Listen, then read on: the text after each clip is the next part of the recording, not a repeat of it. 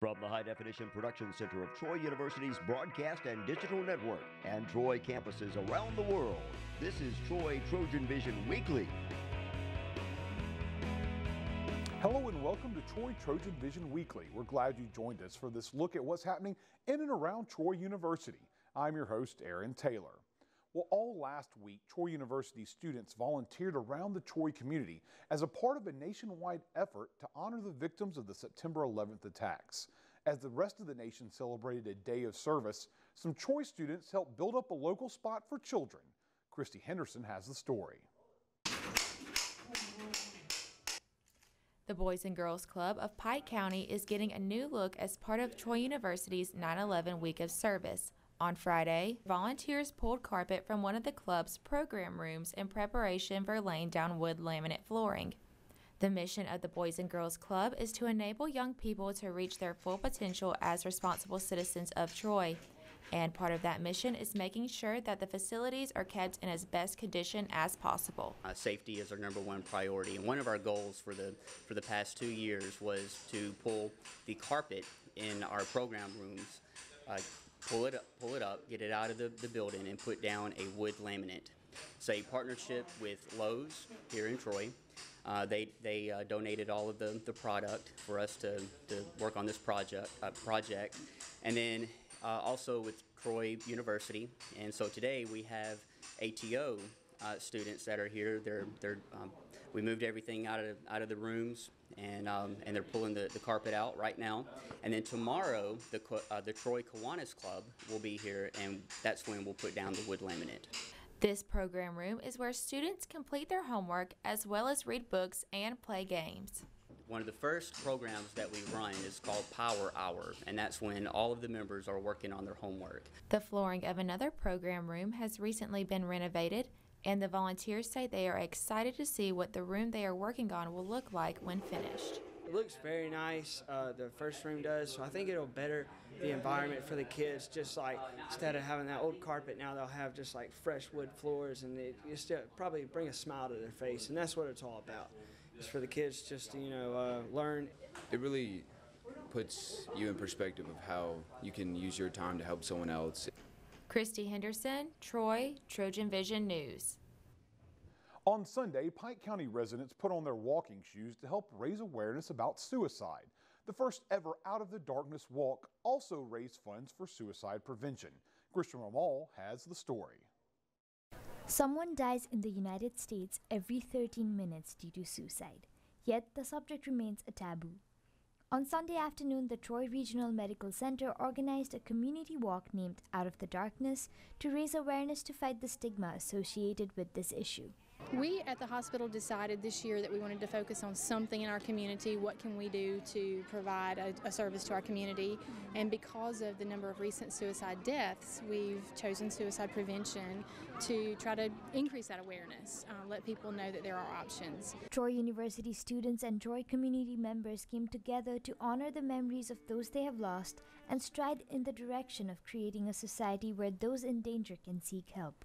My sister committed suicide 4 years ago, so when I was asked to get on board and help with the planning, I said definitely, of course, because suicide is a topic that's taboo. Not a lot of people have talked about it, for years, and the whole purpose of this event is to bring that topic and mental health out of the darkness. Participants reflected on personal experiences to discuss why the cause matters to them and how others can support it.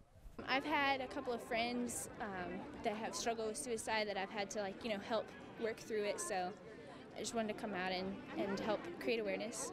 My fraternity is supporting me in my struggle with it. Not personally, but my brother committed suicide, and so they're just helping me raise awareness for it and just rallying around me. Over $10,000 in donations has been raised by the hospital through this event. Half of it will go to the state of Alabama, and the other half will be given to the American Foundation for Suicide Prevention, which sponsors these walks nationwide. Grishma Rimal, Troy, TrojanVision News. On Monday, Troy University held a screening of the movie I Will Dance, a film about how art is helping the youth in Selma. The screening was the first of many topic-driven movies presented by Troy University this year. Ryan Renfro explains. Rising above circumstances and overcoming obstacles is never an easy thing to accomplish. The Office of Civic Engagement and members of the library staff recently held one film screening aimed at inspiring students to tackle these everyday challenges. This film really focuses on the power of the arts to lift youth above their circumstances. And so I think there's a lot of lessons that can be learned for folks that are going into those disciplines as majors here, but also just beyond that in our respective careers, that there's opportunities to give back, and we should take advantage of those. The film screening won't stop here, as the Office of Civic Engagement and the library here at Troy University both plan to hold a series of film screenings, with the next film to be screened in October. Southern Circuit Film Series will premiere one film each month in the months of September, October, and November, February, March, and April. And the series is really designed to just bring awareness to various events, as well as current issues that are affecting our nation, our region, our world, and bring some conversation around those topics. One theater major here at Troy shares his thoughts on the series and what he hopes it will bring to the students. Well, just with the students, hopefully educate them a little bit more on the issues that are going on that we face, especially in the South or even in Alabama. But hopefully it helps people to be able to share whatever their story is here in a smaller university. I hope it just helps people say it's all right, liking this is okay, or liking that. You don't have to follow anybody. You can be yourself, and you can march to the beat of a different drum. Ryan Renfro, Troy, Trojan Vision News. The next film in the series will be 1971 on October 19th. And political columnist and former legislator Steve Flowers has written a new book about the history of Alabama politics. Flowers held a signing for his new book at the Johnson Center for the Arts as part of a statewide tour promoting his book. William McCarthy has the story. The Johnson Center for the Arts hosted its last art talk of the calendar year. This month's talk wasn't about any paintings or sculptures. It was about the art of storytelling. Author Steve Flowers published his new book of Goats and Governors. I started off the book just to tell stories of political history that happened in Alabama over the last 50 or 60 years. And I also cover every governor's race going back to 1946. I go in there and delve into how they got elected, what was the inside story to it. But there's stories about our legendary governors in the Deep South that I wanted told, that those of us, as a cadre of us, have been around state politics all of our life. And these stories are, as Tennyson said, facts better than fiction. Some of the stuff you can't make up. Flowers is the leading political columnist in Alabama, writing in 66 newspapers from Huntsville to Gulf Shores. He tells us why he wrote the book in the first place. And a lot of my columns are historical in nature, so I've somewhat become the state political historian. So, I've been around. I'm not that old. I'm only 63, but I've been around it 50 years now. And these stories, I've heard a lot of them when I was a little boy. And I just grown up hearing these stories. I lived a lot of them. I lived through the Wallace administrations. I served 2 decades in the legislature here in Pike County. I was Pike County's representative for 20 years. And so I've been around it a long time. Flowers tells us in the book some interesting stories about past Alabama governors. He explains what his favorite governor race was to cover, which was the 1970 race between Albert Brewer and George Wallace. In that particular race, Wallace played the race card. And it was well known that he had some of the most racist ads ever run in the history of American politics. He was behind Albert Brewer, and he became the racist candidate in that race. William McCarthy for Troy, Trojan Vision News. We'll take a short break, but when we return, we'll see some different ways Troy students learned about international culture and history. Stay tuned. We'll be right back. It's a beautiful day out here, sunny today with light breezes, giving way to clouds in the afternoon. We could see some light precipitation to moderate precipitation later on, followed by powerful storm-like conditions. 90 miles per hour winds are expected. Authorities are asking everyone, stay indoors. Come on, that's it, let's go.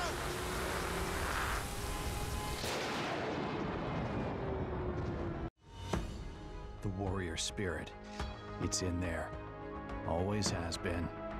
Now let it out and take the world by fire. Train well and learn what it means to be a Troy Trojan. Walk with confidence, conquer, claim territory, and climb ladders. Know that you have the power to stand alone, but the comfort of knowing that you'll never have to. Discover your inner warrior. Find it at troy.edu/spirit. Now back to Troy Trojan Vision News Weekly. This month, Troy University students are getting the opportunity to learn more about Latino American history and culture. To kick off the celebration, students watched the first part of a three-part documentary to learn about how Hispanics were involved during the Civil Rights era. Christy Henderson has the story. National Hispanic Heritage Month is the period from September 15th to October 15th in the United States, when people recognize the contributions of Hispanic and Latino Americans to the United States and celebrate the group's heritage and culture. Troy University kicked off the celebration by showing the first part of a documentary titled Latino American History Series, War and Peace. It showed the Latinos, the way they were involved in the World War II effort and the prejudice and different things that they faced when they got home after the war. We had great response thanks to the Modern Language Department and working with them, because this is a part of a grant that is working with all three campuses. So all the events are going to be on all the Dothan, Montgomery, and Troy campus. The documentary will be presented in 3 different parts, and while part 1 focused on Latinos during World War II, students did not expect to learn the racism that Hispanics and Latinos faced after the war. This is kind of in the background of the civil rights movement. It's, mostly everybody thinks of that. They think of Martin Luther King Jr., they think of white people versus black people, but it's white people versus everybody. It's Latino American, Latin Americans, Mexican Americans, Spanish Americans. It's everybody. They don't really get they don't really get brought to the light, as much as the African Americans do. I didn't know that Spanish people had so much involvement in our civil rights. It hasn't ever been taught in our schools, and anything is something that is pushed back. As another part of the Latino history activities, Troy University students had the chance to hear from an author who shared her journey to Alabama from Argentina. Courtney Chandler has the story. The month of September is Hispanic Heritage Month, and the Troy University Library is holding different lectures and video presentations in honor of this month. Thursday, author Lila Weaver came and spoke to students about her book, Dark Room, a memoir in black and white. I had this opportunity to do an academic project, and that I decided to do it about my immigration story and the things that we discovered and that we found in the U.S. when we came. So that led me to do some research to have a fuller understanding about especially the civil rights events that were occurring in that part of Alabama when I was a child. Weaver's book is a part of an exhibit currently going on at the Rosa Parks Museum at Troy Montgomery's campus that tells her journey from her home country of Argentina to Alabama. I was a kid, 5 years old, so I didn't have much choice about where my parents decided to go. We left Argentina in 1961 and came to the U.S. pardon me, and settled in the heart of Alabama in the Black Belt region. Weaver not only shared her journey to students, but she also told her experience while growing up during the 1960s civil rights movement and how her story captures the movement from a different perspective. I think to realize that someone who comes with a fresh set of eyes a lot of times can see what maybe people who have gotten accustomed to, this is the way that we do things, this is what society looks like in a certain location, and that when we travel and maybe we feel judgmental about the way that other cultures do things, that, well, it's, that's kind of the way that it goes. Courtney Chandler, Troy, Trojan Vision News. The Darkroom exhibit will continue to be on display in the Rosa Parks Museum in Montgomery until October 15th. And Troy University's Confucius Institute's mission is to teach Americans about Chinese culture on Troy's campus. And a fun way to get that message across happens every week with the Institute's Chinese Corner. As Casey Freeman shows us, this week's Chinese Corner got students moving with a traditional Chinese art. The Chinese Corner teaches students about some aspects of Chinese culture, and this week they were introduced to an exercise technique using the Tai Chi fan. Today we offered Tai Chi, and as we did last semester, and I'll also offer something new, which is called Tai Chi Fan. And Tai Chi is a kind of slow movement, and it is very popular in China, and people often practice it in the morning. So that when you practice Tai Chi, there's an exchange of energy between the nature and your whole body. If you practice Tai Chi regularly, it can increase your flexibility and can strengthen the balance, especially for the old people. And also Tai Chi can help people treat various kinds of chronic diseases, for example, like the arthritis or diabetes or heart problem or hypertension. Although Tai Chi has some health benefits, some say the use of the fan makes it interesting to college students. Tai Chi Fan is a kind of a little bit of faster movement. Tai Chi Fan is mainly for performance, and all the students like it very much. And to the young students, they like Tai Chi Fan more. Some students have fully embraced the Chinese culture through the Confucius Institute. Got to learn some Chinese. I got to do Kung Fu, Tai Chi, and Dragon Dance. And I decided that I would take a Chinese class. I would start with the intro, and then today I heard there was going to be a meeting about a China trip. Casey Freeman, Troy, Trojan Vision News. All-you-can-eat pancakes are a hard thing to turn down, especially when it's for a good cause. Jordan Elston takes a look at Tuesday night's Philanthro-Cakes. Troy University students had a chance to indulge in all-you-can-eat pancakes Tuesday night as a part of the Farmhouse fraternity's Philanthro-Cakes. Right now, Farmhouse is doing their annual Philanthro-Cakes, which is our philanthropy that we raise money that goes to the Lymphoma and Leukemia Foundation. What it does is that we take the money and we give it to like a local hospital or to a family that's in need that just needs support money. They can come to the door or find a brother and buy a ticket. It's only for $5, and they come at between 8 and 11. And it's all you can eat pancakes. O'Neill says that Philanthro-Cakes has been a humbling experience, and at the end of the day, it just feels good to help. It's a really humbling experience because last year we had a child that we met personally who had leukemia, and it really touched all of our hearts.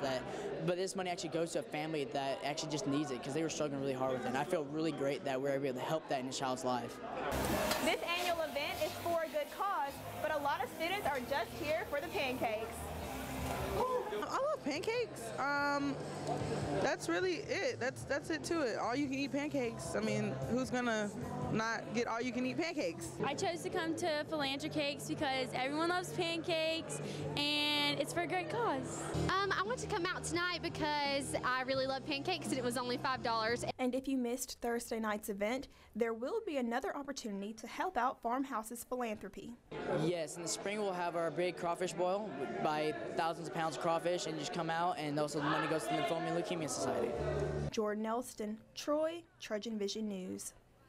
Well, we're going to take another quick break, but when we come back, we'll hear some offerings from our friends at Troy Public Radio. So, don't touch that dial.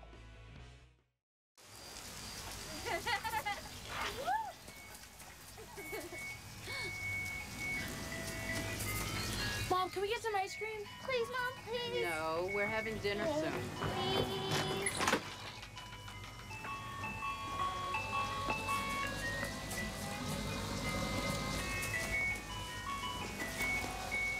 You don't have to be perfect to be a perfect parent. There are thousands of children in foster care who will take you just as you are.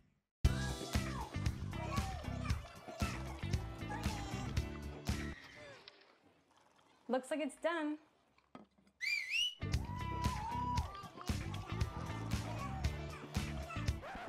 Don't let salmonella get funky with your chicken. On average, 1 in 6 Americans will get a foodborne illness this year. You can't see these microbes, but they might be there. So learn the right temperature to cook each type of meat. Keep your family safe at foodsafety.gov. Now back to Troy Trojan Vision News Weekly. Each week we take some time to hear some of the work done by our broadcast partners at Troy Public Radio.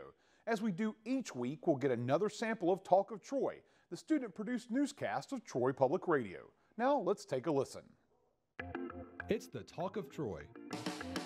Voices and sounds from the campuses of Troy University. I'm Pierce Godwin.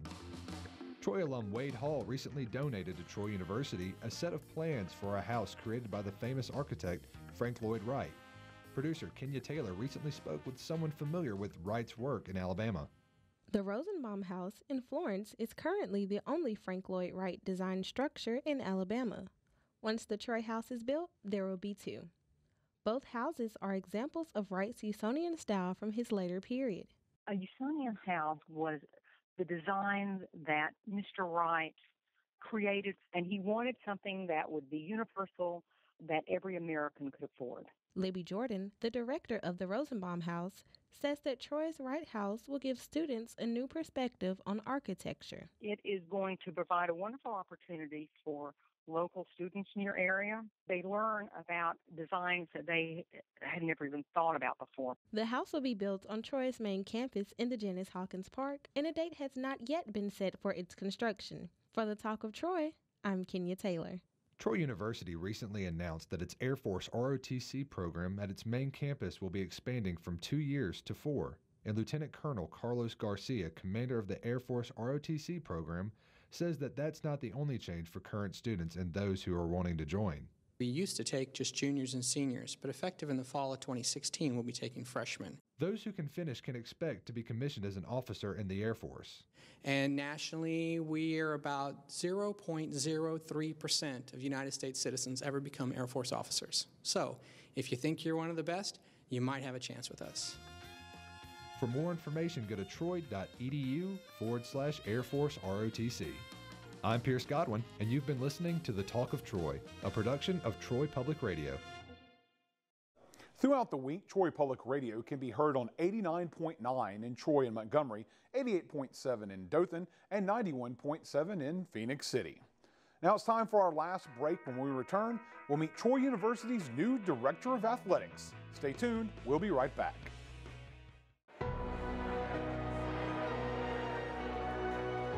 This is Dr. Daniel Smith. He's an expert in domestic and international economics. But his proudest achievement is connecting with his students and helping them accomplish more than they ever thought possible. That's the warrior spirit, and it's alive and well at Troy University. Feel it at troy.edu/spirit. Look at me, hey. Raymond, look at Mommy. Maybe the light hurts his eyes. Maybe she's just not hungry. Maybe he can't hear us. Maybe we're not stimulating him enough. Maybe it's a phase.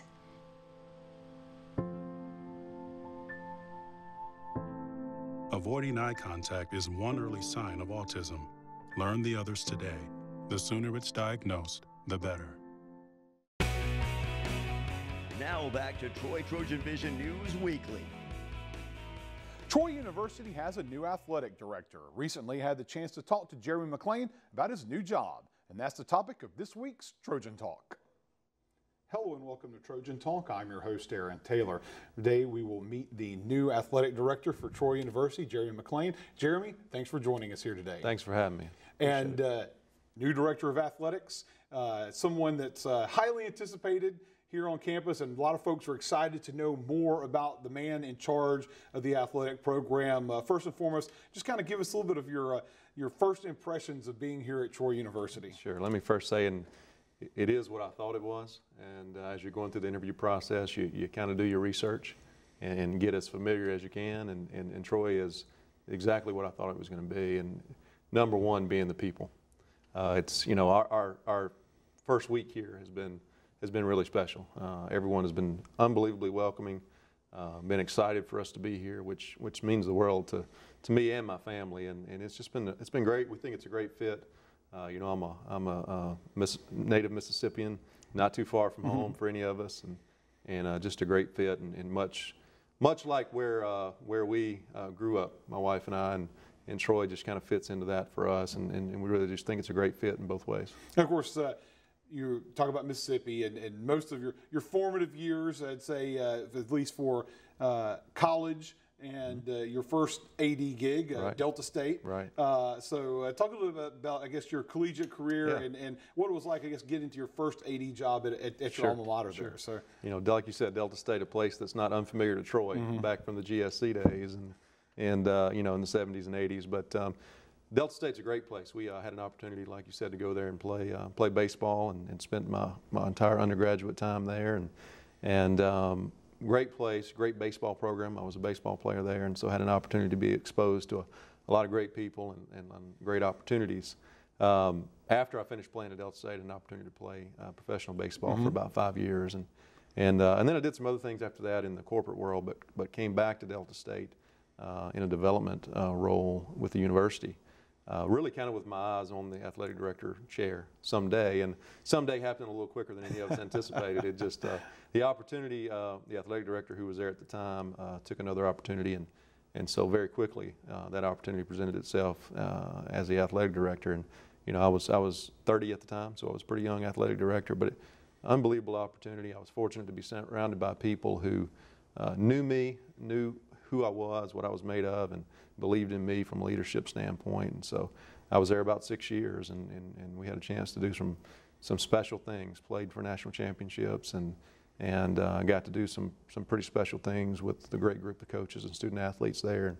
And so I wouldn't trade that for anything. Delta State means a lot to me. It's a special place. And again, reminds me a lot of Troy in that regard. And then, of course, made the transition to over to Hattiesburg. Right. Southern Miss, with some us Troy fans are familiar with in a small amount of way. Played them in a bowl game, but and going to play them in the future here. But had the opportunity to move up to the FBS level, and obviously, and there a lot of projects building the economics and facilities there. And how does that transition and help you in what you're trying to do and what you want to do here? Yeah, I think you're right. I think every stop along the way, career-wise, you learn something about yourself, but you also gain some experience that is applicable in the position.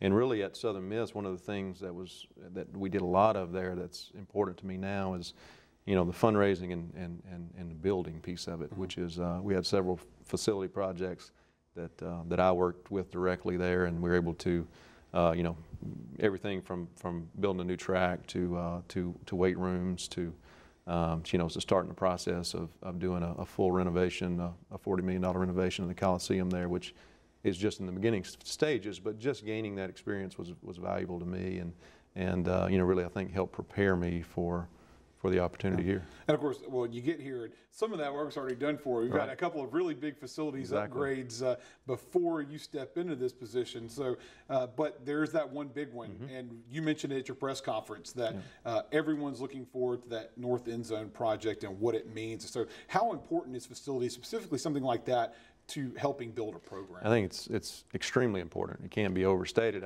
You know, I said in my press conference too how impressed I was with the facilities here, and it just, you know, spending a lot of time on campus before this summer, I was blown away. I mean, it was you know, whether it's the arena or the softball facility, whatever the case, new golf facility, whatever the case may be. But obviously that football piece, you know, there's a need there, and something that's been kind of in the works for quite some time, and so that's kind of where I'm focused now on trying to get that to the finish line, and it is going to be a big deal for us. I think it's going to change the aesthetics, the atmosphere at the stadium. It's going to allow you know, and that's 6 times a year, but really what it's going to allow is our football program to grow from a day-to-day standpoint, operationally, to be able to function the way they need to function.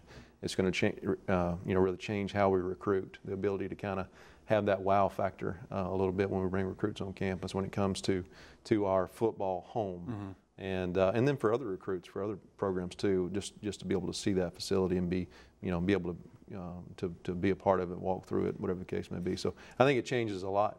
Well, here's looking forward to what you've got on plan for the future here, and I know there's a lot of folks out there excited to see what you've got up your sleeve for Trojan Athletics. Thanks for joining us here today. Thank you. And thank you for joining us on today's edition of Trojan Talk. And that's what happened on the second week of September 2015. To find out what's happening throughout the week, you can tune in to Troy TrojanVision News at 5, 6:30, and 10:30 Monday through Friday, or anytime by following us on Twitter at Troy TV News. Also, feel free to like our Troy TrojanVision News fan page on Facebook to see links to online content from Troy TrojanVision News at any time. We hope you join us again next week for another edition of Troy TrojanVision Weekly. Have a good week.